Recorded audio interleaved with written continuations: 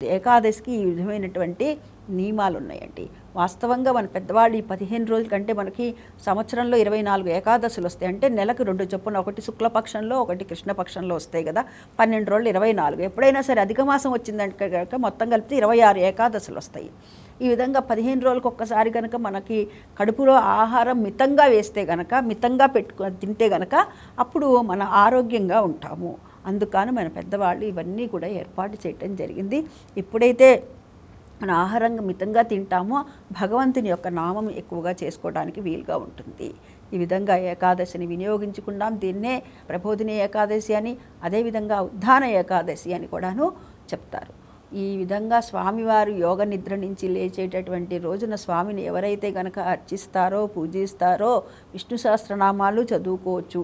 అదేవిధంగా కుదిరితే గనక మనకి భగవద్గీతను గనక పారాయణ చేసుకోవచ్చు.